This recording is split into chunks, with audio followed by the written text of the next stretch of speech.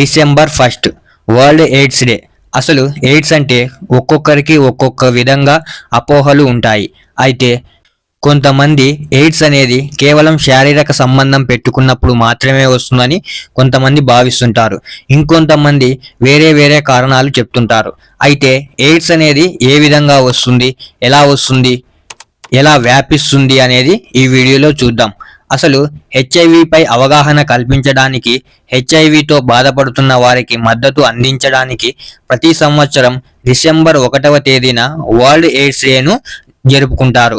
అయితే ప్రతి ఏడాది ఈ కేసుల సంఖ్య తగ్గుతూ వస్తుంది. ఇది సంతోషం కలిగించే విషయం. ఈ వ్యాధి మీద చాలా మందికి అనేక అపోహలు ఉన్నాయి, సందేహాలు ఇంకా కొనసాగుతూనే ఉన్నాయి. అయితే ఇప్పుడు ఈ వ్యాధి అసలు ఎలా వ్యాపిస్తుంది, ఎందుకు వ్యాపిస్తుంది అనేది చూద్దాం. హెచ్ఐవి అనేది అరక్షిత శృంగారం, అంటే రక్షణ లేకుండా శృంగారం చేయడం వల్ల, లేదా హెచ్ఐవి ఉన్నవారికి వాడిన సూదులు మరొకరికి వాడడం వల్ల, వారి రక్తాన్ని ఇంకొకరికి ఎక్కించడం వంటి కారణాల వల్ల ఈ వైరస్ ఒకరి నుండి ఇంకొకరికి వ్యాపిస్తుంది. అయితే ఈ వైరస్ తల్లుల నుండి పిల్లలకు సోకే అవకాశాలు కూడా చాలా ఎక్కువగా ఉంటాయి.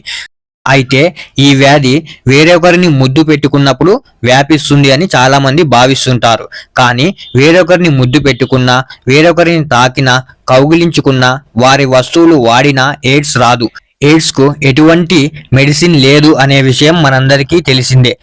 ఎటువంటి నాటు వైద్యాలు కూడా దీనికి పనిచేయవు అనే విషయం కూడా మనకు తెలుసు. అయితే హెచ్ఐవిని ఏఆర్టీ ద్వారా అదుపు చేయవచ్చు. ఏఆర్టీ అంటే యాంటీ రెట్రోవైరల్ థెరపీ.